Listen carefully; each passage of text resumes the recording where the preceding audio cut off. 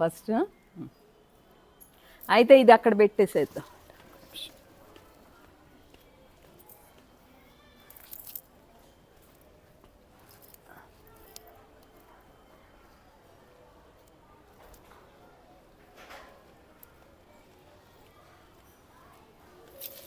మా పిల్ల అంతే, ఎక్కడికి వెళ్ళినా సీసా, మంచినీళ్ళు, ఫ్లాస్కు, సంచి. మరి వాళ్ళు ఇది కదా మరి. సీతక్క ఎంత మంచి గార్డెనో అసలు. నాకు నువ్వు ఏంటంటే ఒక 40 ఏళ్ళ నుంచి తెలుసాము, లేకపోతే 50 ఏళ్ళు. మరి మీరు అన్నపూర్ణ థియేటర్ కదా, సో అప్పటి నుంచి తెలుసు అనమాట. ఆ తర్వాత నువ్వు మాంటిసరీలో చేసావు, అది తెలుసు. ఆ తర్వాత ఈ రోజ్ సొసైటీ అని, ఇన్నర్ వీల్ అని ఎన్నో బాగా చేస్తావు. సో మనం ఇవన్నీ అసలు నీ ఏంటో నీ ఇదేంటో నాకు ఇప్పుడు తెలియాలన్నమాట. ఎక్కడ పుట్టావు, అసలు ఏంటి నీ ప్రయాణం, ఇవన్నీ నాకు ఈ ఇంటర్వ్యూలో చెప్పాలి, సరేనా? ఓకే. రాక్క.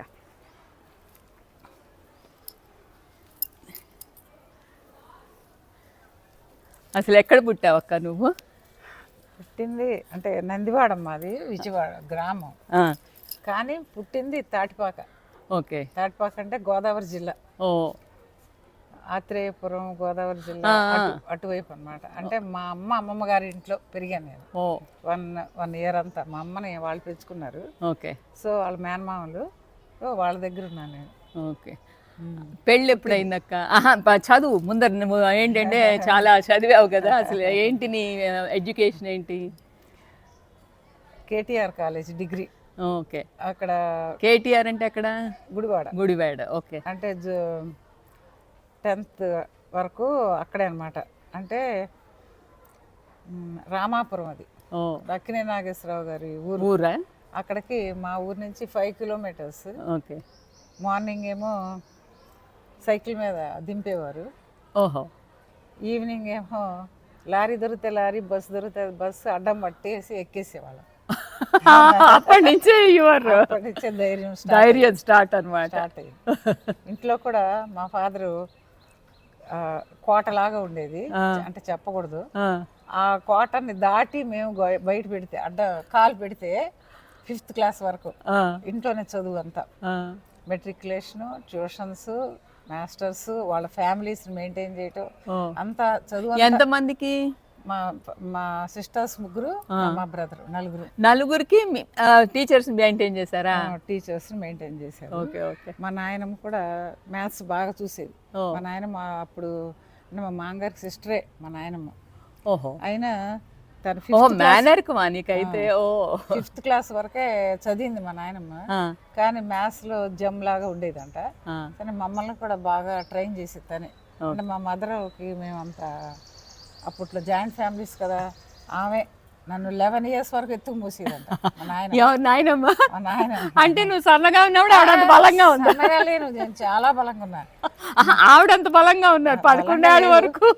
కానీ మా తాతగారు పని చేయకోకుండా పిల్లను పెట్టుకొని వంకబుచ్చుకొని ఎత్తుకొని కూర్చుంటావు అని కోపడేవారు.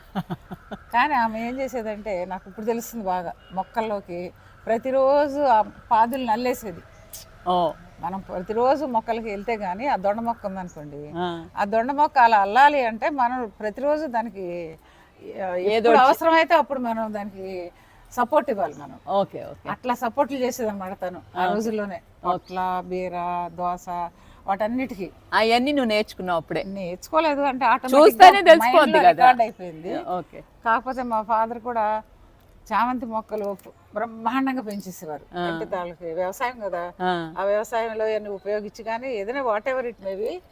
ఆయనకి మా తాతగారు ఉన్నారు, మా గ్రాండ్ ఫాదరు. ఆయన కూడా బాగా జమాజట్టి లాగా ఉండేవారు, బాగా ఊళ్ళో మన సబ్బు అట్లా. అయితే ఆయన నుంచి కొంచెం తప్పించుకోవడానికి ఆయన మొక్కల్లోకి స్పెండ్ చేసేవారు టైం. అంటే ఆల్వేస్ పెద్దవాళ్ళు ఎప్పుడు కూడా మనం తప్పు చేస్తున్నామని ఏదో ఒకటి అంటూ ఉండేవారు కదా. సో అందుకని ఆయన దగ్గర నుంచి షిఫ్ట్ అవటం కోసం ఆయన మొక్కల మీద స్పెండ్ చేసేవారు. సో ఆ టైంలో నేను ఆయనతో స్పెండ్ చేయటం అవన్నీ కూడా నాకు ఒక తరం తర్వాత ఒకటి హ్యాబిచ్యుయేట్ అయింది.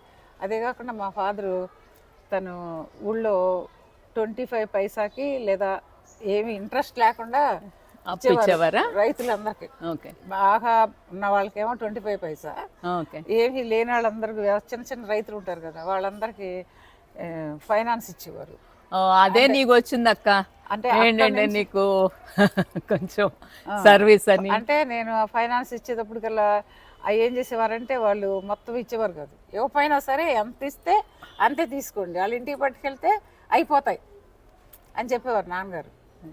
అట్లా దాంతో డిసిప్లిన్ అట్లా అలవాటు అయిపోయింది. అకౌంట్స్ రాయటం, వాళ్ళందరూ వర్కర్స్ ఉన్నారనుకో, మా వర్కర్స్ అందరూ వచ్చినప్పుడు టైం వేసి సంతకం పెట్టడం. ఇప్పుడంటే మనకి ఈ టైము రికార్డింగ్ ఇవన్నీ వచ్చినాయి. ఆ రోజుల్లోనే మా ఫాదరు వాళ్ళు ఎన్ని గంటలకు వచ్చారు, ఎంత టైం, ఏ టైం ఉన్నారు అనేది కూడా రికార్డ్ చేయమనేవారు.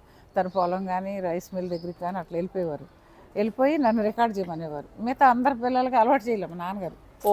బికాజ్ ఐఎమ్ ఎల్డెస్ట్, నాకు అలవాటు చేశారు. సో నేను ఇట్లా అలవాటు అయిపోయా. మిగతా అందరూ హౌస్ వైఫ్స్. ఎప్పుడు పెళ్ళయింది అక్క? పెళ్ళయింది 77. ఎన్నేళ్ళు నీకు అప్పుడు? అప్పుడు నాకు 22 years. 22 years. 20 yearsకే నేను కంప్లీట్ చేసేసా. ఏది? Degree, graduation. Post graduation. Post graduation ఎందులో చేసావు అక్క? ఏలూరు సిఆర్ రెడ్డిలో ఎంకామ్ చేశాను. ఎంకామ్. ఆ తర్వాత ఇక్కడ వెంటనే జాబ్ చేరావా? ఇమీడియట్ గా రిజల్ట్ రాకుండానే కేటీఆర్ కాలేజీలో జాయిన్ అయిపోయా. అక్కడ జాయిన్ అయ్యావా? ఓకే. అంటే గుడివాడ చదివాను కదా, చదివాను. అది కాకుండా నాన్నగారు వాళ్ళందరికీ మేనేజ్మెంట్లో ఉంటాయి కదా, ఎందుకని అలవాటు కోసమని ఇమీడియట్గా అక్కడ జాయిన్ చేశారు.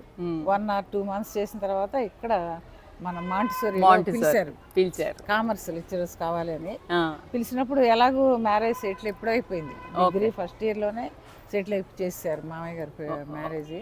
అంటే వేరే ఏదో పెళ్లి చూపులు చూపిస్తే అక్కడికి వచ్చి నువ్వు నాకు చేయాల్సిందేనని పట్టుకుని ఆ రోజు నాన్నగారిని అడిగి గట్టిగా అది ఆపేసి తను చేసుకున్నారన్నమాట.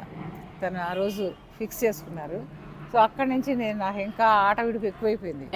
పెళ్లి కూడా కుదిరిపోయింది. నాకు చదువుతో సంబంధం ఏముంది అని ఇంకా చదువుకునేదాన్ని కాదు, ఎక్కువగా ఆటలాడుకునేదాన్ని.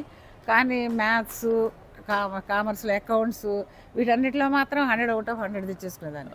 థియరీ సబ్జెక్ట్లో కనీసం జస్ట్ పాస్ మార్కులు వచ్చేటట్టుగా మెయింటైన్ చేసుకుంటా అయిపోయిన తర్వాత సిఆర్ రెడ్డిలో, అంటే ఆంధ్ర యూనివర్సిటీలో కూడా సీట్ వచ్చింది నాకు. కానీ మా పిననేని కోటేశ్వరరావు గారు అన్న తమ్ముడు బాబున్నాడు, నాన్నబాబు అని, ఆయనకి ఏలూరులో వచ్చింది సీటు. సో మా ఇద్దరిని కలిపి అక్కడ పెడతాం కోసం నాన్నగారు నన్ను సిఆర్ రెడ్డిలో చేశారు. నేను అప్పుడు చాలా గొడవ చేశాను. నేను ఎంకామ్తో పాటు ఎల్ఎల్బి చేస్తాను, సాగర్ వెళ్తాను అని బాగా గొడవ చేశాను నాన్నగారితో. చేస్తే మా నాయనమ్మ, నీకు ఎల్ఎల్బి చేస్తావా, నువ్వు ఎల్ఎల్బి చేస్తే అసలు నువ్వు కాపురం చేస్తావా అని అడిగింది. ఇక దాంతో మా నాన్నగారు వద్దులేమ్మ, ఆడపిల్లలకు వద్దంటుంది కదా నాయనమ్మ చాలా తెలియగలది. పిల్లలు ఎప్పుడు పుట్టారక్క? పిల్లలు 79లో 5 years తర్వాత పెళ్ళైన 77 2 yearsకి 2 yearsకి 79 పెద్ద బాబు, 81 చిన్న ఆయన, 84 పాప. ఓకే. తర్వాత మళ్ళా నువ్వు మహితా పబ్లిక్ స్కూల్ అని పెట్టావు కదక్క, అది లోపల నేను ఎంఫిల్ చేశాను, పిహెచ్డి చేశాను, ఎంబీఏ చేశాను. అబ్బా, ఏంటి ఇవన్నీ చేస్తూ అవన్నీ చదువుకున్నావు? అవును. అంటే ఇవన్నీ ఇంకా చేయలే. అప్పుడు కామర్స్ లెక్చరర్గా వర్క్ చేస్తా యూనివర్సిటీలో, నాగార్జున యూనివర్సిటీలో ఎంఫిల్ చేశాను. తర్వాత పిహెచ్డిలో కూడా అందరూ ఎంఫిల్ డ్రాప్ చేసేసుకుని పిహెచ్డికి వెళ్ళిపోయారు. కానీ నేను పిహెచ్డి చేయగలనా లేదా, ఈ పిల్లలు జాయింట్ ఫ్యామిలీ, పిల్లల్ని ఎవరైనా చూసుకునేవారు అక్క? మరి ఎవరు చూసుకున్నారు కదమ్మా, నేనే చూసుకునేదాన్ని. 1 year మాత్రం మా అమ్మ దగ్గర ఉన్నాడు బాబు. తర్వాత 1 year కాలేజీకి ఇబ్బంది అవుతుందని 1 year తర్వాత అక్కడి నుంచి మనిషి వచ్చేవారు, ఒక సర్వెంట్ని పంపించేవారు. ఒక చిన్న పిల్లలు, ఇంత పిల్లలు ఉండేవారు, ఆ పిల్లల్ని పంపించేవారు. ఒకళ్ళ తర్వాత ఒకళ్ళు వస్తూ ఉంటే ఇక వాళ్ళు పెంచేవారు. పక్కన ఉన్నారు ఇంకొకరు, మా చిన్నమ్మగారని, ఆమె కూడా పిల్లలు ఎప్పుడన్నా కలుపుకుని నేను లేని టైంలో వచ్చేసినా కానీ నేనైనా వాళ్ళ టైంలో గ్యారంటీగా వచ్చేసేదాన్ని. స్కూల్ మరి కాలేజ్ కదా. కాలేజీ అయినా సరే వాళ్ళు స్కూల్కి వెళ్ళినాకే నేను కాలేజీకి వెళ్ళేదాన్ని. వాళ్ళు స్కూల్ నుంచి వచ్చేసే టైంకి నేను వచ్చేసేదాన్ని. మళ్ళీ మధ్యాహ్నం ఫీడింగ్ టైం ఏదన్నా థర్డ్ బేబీకి అట్లా ఉన్నప్పుడు కూడా మళ్ళీ వచ్చేదాన్ని. అందుకని నేను కారు ఉన్నా కూడా స్కూటర్ వేసుకెళ్ళిపోయేదాన్ని. ఓ, నీకేంటి కారు స్కూటర్ కూడా వచ్చు అనమాట. ఓకే, సైకిల్ కూడా సైకిల్ కూడా పిల్లలతో పాటు స్విమ్మింగ్ తీసుకెళ్ళాను. అదే ఇప్పుడు స్విమ్మింగ్ అది అసలు నువ్వు ఏ ఏజ్ లో మొదలు పెట్టావు అక్క? స్విమ్మింగ్ ఇప్పటికి 2015 నుంచి. 2015 అంటే అప్పుడు నీ ఏజ్ ఎంత? అంటే ఇప్పుడు 70. అప్పుడు ఓకే, 62లో అప్పుడు మొదలు పెట్టాను. అంటే అప్పుడు పిల్లలతో పాటు వెళ్ళి చేయాలని ఉండేది కానీ నాకు అవకాశం లేదు. ఇక వాళ్ళని సైకిల్ మీద వాళ్ళ సైకిల్ వేసుకుని వెళ్తే వాళ్ళ సైకిల్తో పాటు నేను కూడా సైకిల్ తొక్కుకొని వెళ్ళేదాన్ని. మీ వారు కూడా నీకు బాగా సపోర్ట్ చేశారని అన్నావు కదా అక్క? ఆయన సపోర్ట్ లేకపోతే నేనేం చేయగలుగుతాను? ఇప్పుడు ఉన్నారనుకోండి కొంతమంది హస్బెండ్స్, మనం ముందుకెళ్తుంటే వాళ్ళకి అంత ఇష్టం ఉండదు. మనం వాళ్ళ దగ్గరే ఎక్కువ టైం స్పెండ్ చేయాలి, వాళ్ళ కోసమే మనం మన టైం అంతా యూస్ చేయాలి అనే ఉంటుంది. కానీ మా హస్బెండ్ మాత్రం తనది మదర్లీ అట్మాస్ఫియర్ అనమాట.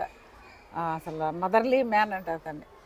మా మరిది కూడా మా నలుగురిలోనూ ఆయన ఒక్కడే మదర్లీ మ్యాన్.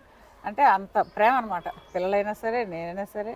కాకపోతే ఆయన కాంట్రాక్ట్స్లో వేరే చోట ఉన్నప్పుడు మేము ప్రతి సమ్మర్లోనూ ఒక 2 months 3 months వెళ్ళిపోయి ఆయన దగ్గర ఉండేవాళ్ళం. అంటే వీళ్ళకి అయిపోగానే అక్కడికి సేలంలో ఉంటే సేలము, కొత్తగూడెంలో ఉంటే కొత్తగూడెం, అట్లా అక్కడ వర్కర్స్ వంటలు అందరూ ఉండేవారు. బాగా ఎంజాయ్ చేసి ఆ పక్కన ప్లేస్లన్నీ చూసి ఆయనతో స్పెండ్ చేసి వచ్చేసేవాళ్ళం. తర్వాత ఈ పిల్లలు ఇంజనీరింగ్కి వెళ్ళిన తర్వాత అప్పుడు స్టార్ట్ చేశాను స్కూల్. అంతకు ముందే అడిగాను మా ఇప్పుడు మాన్సరీలో అప్పుడు ఇంకా రిజైన్ చేయలేదమ్మా. మాన్సరీలో కూడా చేస్తున్నాను జాబ్, అలాగే చేస్తా. తర్వాత పిహెచ్డి కూడా చేశాను. చేసిన తర్వాత వాలంటరీ అడిగా మేడం గారిని వాలంటరీ ఇవ్వండి అని. అంటే నేను ఇవ్వను, నీకు నేను ఇవ్వనే, ఇట్లాగే నేను ఇవ్వను. లెటర్ పెట్టాను, మేడం అది ఇది 2 చేయలేకపోతున్నానండి, నాకు ఇబ్బందిగా ఉంది అంటే, నేను ఇవ్వనే, నీకు ఎప్పుడు కావాలనుకుంటే అప్పుడు వెళ్ళు స్కూల్కి. అవునా? ఇక్కడ క్లాసులు ఉన్నప్పుడు క్లాసులు తీసుకో, మిగతా ఇబ్బంది పెట్టను నేను అన్నారు. అన్నాక ఆ 2 years అలాగే బాగా కష్టపడి అటు ఇటు, అంటే అక్కడ 10 కల్లా వెళ్ళిపోవటం, ఇక్కడ చూసుకుని వెళ్ళాలి నేను. అక్కడ కష్టమైంది నాకు.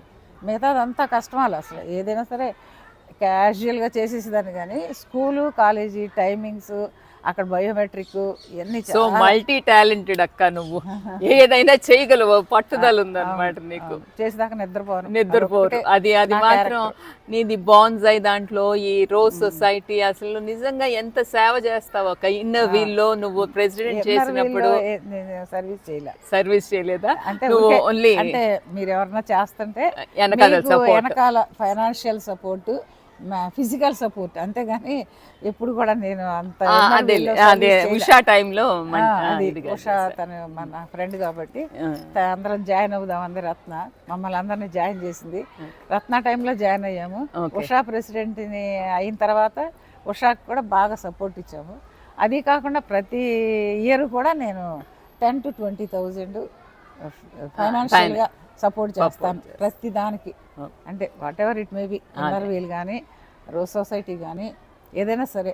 ఇప్పుడు రత్న ఉంది, రత్న సొసైటీ ఉంది కదా, దానికి కూడా చెప్తాను నేను 10,000 to 20,000 యూ యూజ్ మీ, నన్ను యూజ్ చేసుకో అట్లా.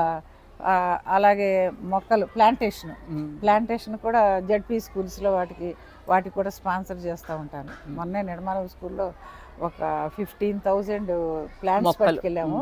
తర్వాత వర్కర్స్తో అంతా క్లీన్ చేయించాం. మొత్తం వాళ్ళది పెద్ద గ్రౌండ్ అనమాట. అదంతా గ్రౌండ్ చేయడానికి మోర్ దాన్ 10,000 to 12,000 అయిందన్నమాట. ఇక పండుతున్నాయి పైన. పండాక కోస్తారక్క? పండాక కోస్తామమ్మా. ఇప్పుడు దీంతో మీరు పచ్చడి పడతారా? పచ్చళ్ళు మేము అసలు ఎక్కువ వాడం. బావగారే క్యాలీఫ్లవర్ అని అదని ఇదని కావాలనేవారు, వాడడం ఎక్కువ. మామిడికాయ పచ్చడి ఒకటే కొంచెం పట్టుకుంటాము. ఇక పిల్లలకు కూడా అలవాటు అవల. ఒక్కడికి చిన్న. నువ్వు నీ స్విమ్మింగ్ గురించి చెప్పక్క. నువ్వు బ్యాక్ స్ట్రోక్ అదంతా కూడా ఏంటంటే ఇక్కడ అదేంటది రివర్ని క్రాస్ చేసావు కదా, చాలా మెడల్స్ మీ మనవరాలకి మీ అమ్మాయికి కూడా వస్తాయి. దాని గురించి ఒకసారి చెప్పక్క. నేను 2015లో స్టార్ట్ చేశాను. మీది పేరేంటి? అది అవార కదా, అవార. Okay. Amaravati walkers runners association, okay, అవార. సో అసోసియేషన్తో అసలు ఫస్ట్ మా కొలీగ్ లక్ష్మీకాంత్ అని ఉండేది. తను ఆయన దగ్గరికి వెళ్తే తనకి చాలా బాగుందని నాకు చెప్పింది. చెప్తే నాకు బ్యాక్ సర్జరీ 97లో అయింది కదా. అవునవును. ఇక అందుకని దానికోసమని ఆయన దగ్గరికి వెళ్ళారనమాట. ఓ, లక్ష్మీకాంత్ అంటే మా వాళ్ళ అమ్మాయి, కొంచెం లావుగా ఉంటారు. మీ వాళ్ళ అమ్మాయి కాదు. సరే చెప్పండి. Happy club. Okay, happy club Lakshmikanth. తను మా కొలీగ్. అయితే తను నాకు చాలా బాగుంది సీత అక్కడ అని చెప్పింది తను. సరే నేను ఆయన దగ్గరికి వెళ్ళాను. వెళ్తే ఆయన చూసి కొన్ని రోజులు యోగా అది చేయించారు, మసాజ్ చేయించారు. చేయించి స్విమ్మింగ్ కూడా రండి అమ్మా అన్నారు. అప్పుడు నేను స్విమ్మింగ్ స్టార్ట్ అయ్యాను అనమాట. ఇంకప్పటికి నా రెస్పాన్సిబిలిటీస్ అన్నీ అయిపోయినాయి. సో మ్యారేజెస్ అయిపోయి పిల్లలు వాళ్ళతో స్పెండ్ చేయటం అంతవరకు నేను కొంచెం ఫ్రీ అయిపోయాను, పర్వాలేదు. ఇంకప్పుడు మొత్తం మా ఫ్యామిలీ అంతా అక్కడే ఉండేది. ఎవరైనా చూస్తే నేను ఒక్కదాన్ని రావటం విశేషం కాదు, ఆమెతో పాటు ఆమె మనవరాళ్ళు, కూతురు, కొడుకు అందరూ. మా వారు చివరిలోనే ఆయన రావటం మొదలుపెట్టి 6 months అయింది. అడిగాము అప్పుడే రమ్మనమని. అప్పుడు భయం ఆయనకి, అసలు రారు. మరి ఈ దేవుడు ఎంత పుట్టించాడో. పర్వాలేదు అక్క. సో అక్క, you are an inspiration. Swimming, అసలు మల్టీ టాలెంటెడ్. సైకిల్ ఏంటి, స్కూటర్ ఏంటి, కార్ ఏంటి, ఏంటంటే నువ్వు చేయలేదంటూ ఏం లేదనమాట. సో మీ ఫ్యామిలీని, స్టూడెంట్స్ కూడా నేనంటే అడ్మిరేషన్ బాగా. ఓకే. జడ కూడా చాలా ఉండేది కదా, పెద్ద జట్టు కదా. ఆ జుట్టు చూసి ఇక పిల్లలకి బ్యాక్ తిరిగితే వాళ్ళకి పాఠం అర్థమయ్యేది కదా. బోర్డు మీద అకౌంట్స్ కదా, బ్యాక్ తిరిగానంటే ఇంకా వాళ్ళకి నాకు తెలిసిపోయేది వీళ్ళకి ఇంటర్లేదని. ఇక అప్పుడు ఇలా పక్క నుంచింది అనమాట.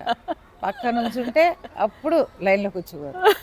అట్లా ఎట్ ఏ టైం 3 క్లాసులకి ఆదివారం నాడు తీసేసేదండి class. Special class at a time first BCom, second BCom, third BCom 3 బీకామ్లు 3 క్లాసుల్లో కూర్చోబెట్టి ఇక్కడ ప్రాబ్లం చెప్పి ఎక్స్ప్లెయిన్ చేసి వీళ్ళు చేస్తూ ఉండగా అక్కడికి వెళ్ళి వాళ్ళకి ఎక్స్ప్లెయిన్ చేసి అట్లా 3 క్లాసులకి తీసేస్తే నాకు చాలా పిల్లలు థరోగా అయిపోయేవారు అనమాట. మనం ఎక్కడ వెనకబడుకోకుండా పిల్లలు చేయాలనేది. దానికోసం నేను 3:30కి లేచేదాన్ని. బిగినింగ్లో 3:30కి లేచి 5 వరకు ప్రిపేర్ అయ్యేదాన్ని. అంటే number of problems, number of solutions వేరే బుక్లో ఉంటాయి. అవన్నీ మనం అర్థం చేసుకుని మనం నోట్ చేసుకుని క్లాస్కి వెళ్ళాలి. డౌట్ వాళ్ళ దగ్గరికి డౌట్ రాకూడదు, మనం కూడా వాళ్ళకి చెప్పగలగాలి. క్వశ్చన్ వేసినప్పుడు ఇమీడియట్గా చెప్పగల కెపాసిటీ ఉండాలన్నమాట. అందుకని 3:30కి లేచి నేను ప్రిపేర్ అయ్యేదాన్ని. 5 to 6 పూజ చేసేసుకుని 6 కల్లా మళ్ళీ మా అత్తగారు, నేను జాబ్ చేయడం ఆమెకి ఇష్టం లేదు. 3 ఏళ్ళే ఉన్నారనుకో, ఆమెకి స్టేటస్ సింబల్, ఉద్యోగం చేయటం ఏంటి మన కోళ్ళు అనేటువంటి దానికోసం కొంచెం బాగానే ఇబ్బంది పడ్డారు ఆమె, మెంటల్గా ఫిజికల్గా కూడా. అందుకని ఆమెతో నేనేం మాట అనిపించుకోకుండా ఇల్లంతా డస్టింగ్ చేసేసేదాన్ని, వంట మాకి కూరలు కోసిచ్చేసేదాన్ని. ఇవన్నీ చేసేసి నా పనికి నేను వెళ్ళిపోయేదాన్ని. ఇంకా నా పిల్లలకి చూసుకుని అట్లా వెళ్ళిపోయేదాన్ని. స్విమ్మింగ్లో ఫస్ట్ 2 years నేను కాంపిటీషన్స్ చేయలేదు. తర్వాత ఫేస్ చేసిన తర్వాత 2 years నేనే గోల్డ్ మెడల్స్. తర్వాత 3rd yearకి వచ్చేటప్పటికి, అంటే నేను స్టార్ట్ చేసినాక వచ్చేపాటికి మన పద్మప్రియ, విశాల్ గారు వీళ్ళందరూ వచ్చేసారు. అప్పుడు ఎందుకో నేను వెనకబడ్డా. మా ఫాదర్ చచ్చిపోయారు ఏదో సంథింగ్. అప్పుడు నేను నేనే థర్డ్ వచ్చా, విశాల్ గారు 4th వచ్చారు. కొంచెం కోపం వచ్చింది. పాపం ఆమె ఉడుక్కుంటారు. తర్వాత పద్మప్రియ వచ్చిన తర్వాత ఇంక నేను ఆగిపోయా. ఎందుకంటే ఇంకా అక్కడ ఉన్నారు బాగా. ఆ కాంపిటీషన్ నేను కక్క నీకు, నువ్వు నీకు అలాగే నేను పార్టిసిపేట్ చేస్తానే ఉన్నా. లాస్ట్ ఇయర్ కూడా పార్టిసిపేట్ చేశాను, మధ్యలో 1 year చేయలేదు. తర్వాత లాస్ట్ ఇయర్ మళ్ళీ చేశా. మా ఫ్రెండ్స్ రీబర్త్ అని పెట్టారు నాకు కామెంట్. అంటే ఆయన పోయిన తర్వాత నేను మళ్ళీ ఉత్సాహంగా చేశాను అనే ఉద్దేశంతో రీబర్త్ అని పెట్టారు అనమాట. చేశాను, బాగానే వచ్చేసా, 3rd ప్లేస్లోకి వచ్చాను. అంటే మరీ ఫస్ట్ ప్లేస్ సెకండ్ ప్లేస్ రావడానికి నాకు అంత స్టామినా ఉంది. ఆ పాటికి నువ్వు మీ వారి గురించి జ్ఞాపకం వచ్చిందనే ఏదో చెప్పావు అక్క, అందుకని చెప్పేసి రాలేకపోయాను. ఇక కొంచెం ఇప్పటికైనా సరే వెళ్ళగానే ఆయన పోయిన ప్లేస్కి ప్రతిరోజు పాపం ఎంత బాధపడ్డారా ఆ టైంలో. కాదక్క, అదేంటి మంచాన్ని పడకుండా వెళ్ళారక్క, అది చూడు. అంటారులే కానీ పాపం పిల్లలు నన్ను చెప్పటం కోసమని. కాదక్క అంటారు. ఇప్పుడు ఏంటంటే అసలు ఎంతమంది బెడ్ రిడ్డిన వాళ్ళని చూస్తా ఉంటే అక్క, నువ్వు మీ వారి ఎంత అదృష్టవంతులో, నువ్వు ఎంత పూజలు చేసుకుంటే ఆయన అలాగా వచ్చిందా అని చెప్పేసి అనిపించింది అక్క నాకైతే మాత్రం. కొంత దండం కూడా ఇలా పెట్టుకునేవారమ్మా మొత్తం దేవుళ్ళందరికీ. నవ్వుకునేదాన్ని నేను, ఇదేంటి అంత పెట్టుకుంటారు దండం అని పాపం. సరే అక్క, నేను ఒక్క నిమిషం ఇది బ్యాగ్ని ఇస్తున్నాను అక్క. ఇదిగో ఇది నా ఫేస్ తెలుసు కదా నీకు. ఇదేంటంటే బాంబే డైయింగ్ వాళ్ళు ఇది రేమాండ్స్ వాళ్ళు అనమాట. రేమాండ్స్ పద్మ అని గుంటూరు 10 years నుంచి ఇస్తున్నారు అక్క వాళ్ళ లాస్ట్ బిట్స్. అవి మా చెల్లెళ్ళు ఆర్ట్ ఆఫ్ లివింగ్ మళ్ళీ మా ఫ్రెండ్ వాళ్ళ ద్వారా అయినాయి. కానీ ఇప్పుడు ఏంటంటే నేను టేక్ ఓవర్ చేశాను అనమాట. ఇంకా నేను మళ్ళా ఇది ఇలా చేసి తయారు చేసి ఇప్పుడు ఏంటంటే మన వర్కర్స్కి డ్రైవర్స్కి అందరికి ఇప్పుడు మనకు కూడా ఒక బ్యాగ్ లో ఒకటి ఉండాలి అన్న ఉద్దేశం. సో అది మంచి కాన్సెప్ట్ అమ్మా. అది ప్లాస్టిక్ కాకుండా ఇది బ్యాగ్. మా అమ్మాయి కూడా అలాగే, మేము కూరగాయలు ఇచ్చిన సరే బ్యాగ్లో ఇవ్వకూడదు, ప్లాస్టిక్ బ్యాగ్లో. అది నెక్స్ట్ జనరేషన్ అంతా అది ఫాలో అయితే అక్క ఒక 10 ఏళ్లలో మనకి మన దీని మీద కూడా సేవ్ ట్రీస్ అని కూడా సేవ్ ట్రీస్ మంజరి చాలా బాగుంది. ఆ మంజరి ముందే చూసాలే. సో అదక్క చాలా బాగుంది. నాకేంటంటే అన్నీ తెలియవు నీకు నీ విషయాలు, ఇప్పుడు ఇవన్నీ వినేసరికి ఇంకొంచెం నీ మీద అభిమానం ఉంది. ఇది ఏంటంటే అంత మల్టీ టాలెంటెడ్ అని నాకు తెలియదు అక్క. ఏంటంటే ఆ చదువును 3:30కి లెగవటము, అదంతా అన్నిటికంటే నాకు కూరలు కూడా కట్ చేసి మళ్ళీ డస్టింగ్ చేశాను అన్నావు చూడు, అది మాత్రం ఏంటంటే ఏది ఎస్కేప్ అవ్వకుండా అన్ని బాధ్యతలు చేసావనేది ఇప్పుడు తెలిసిందనమాట. ఇంకొంచెం బాగా నీ మీద ఇంకొంచెం అభిమానం పెరిగిందనమాట. మా మామగారు కజిన్ మా అమ్మాయి 9th month ఉండగా వచ్చారు మా ఇంటికి, మద్రాసులో ఉంటారు ఇప్పుడు. వాళ్ళ మా కూతుర్ని మనవరాల్ని అబ్బాయికి ఇచ్చారు, వెంకటే వాడెవడో నరేష్, అల్లరి నరేష్కి. ఆమె వచ్చినప్పుడు నేను రొయ్యలు ఒలుస్తున్నా, వాళ్ళకి మద్రాసు రొయ్యలు దొరకవు కదా, దొరుకుతాయంటే మా మామగారిని కజిన్ అవుతుంది అనమాట.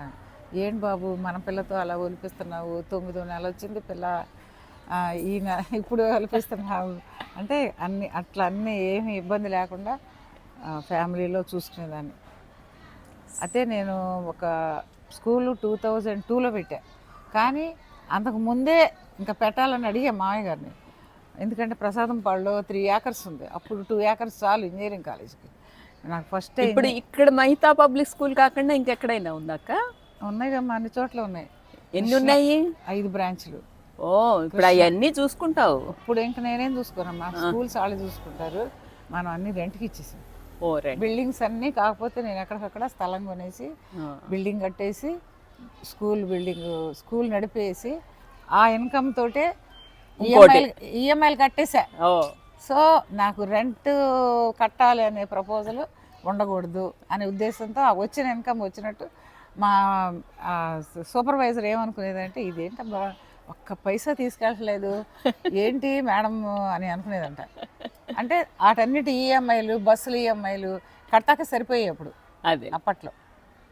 ఇప్పుడు ఒకడున్నాడు వేనీల్ అని, వాడు కార్లు కొనుక్కుని హైదరాబాద్ వెళ్ళిపోయాడు. వాడు మేడం మీరు చేసినట్టే నేను చేస్తున్నానండి, దాంట్లో నుంచి నేను కూడా ఒక్క పైసా తీయట్లా అని చెప్తున్నాను. సో నీ ఇన్స్పిరేషన్ తోటి మీ దగ్గర ఉన్న పనోళ్ళు వాళ్ళు కూడా మేడం దీంట్లో నుంచి పైసా ముట్టుకోకుండా ఎట్లా చేస్తుంది ఈమె, ఎందుకు చేస్తుంది ఈమె అని క్వశ్చన్ వేసుకునేవారంట అప్పట్లో.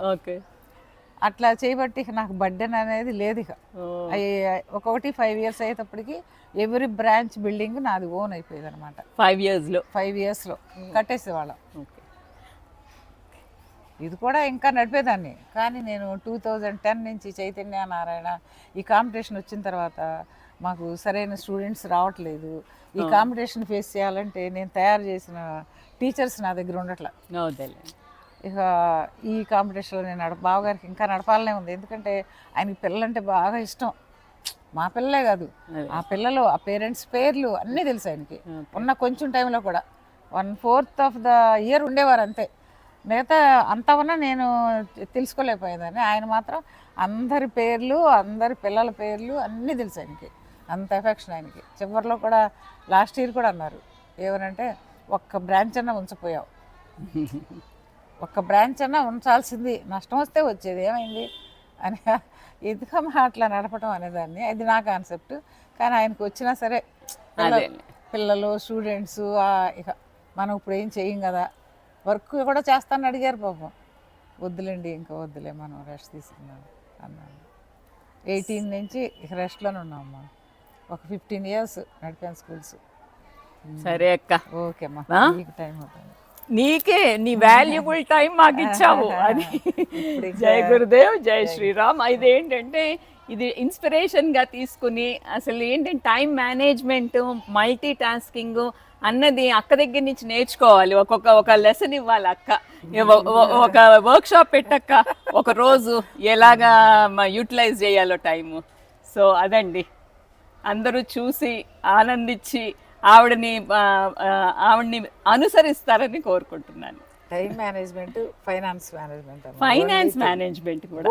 ఎందుకంటే టైం అందరూ అంటే ఫైనాన్స్ అనేది అందరికీ రాదు, అది చాలా important. Two are important, both are important. ఓకేనా? ఓకేమ్మా.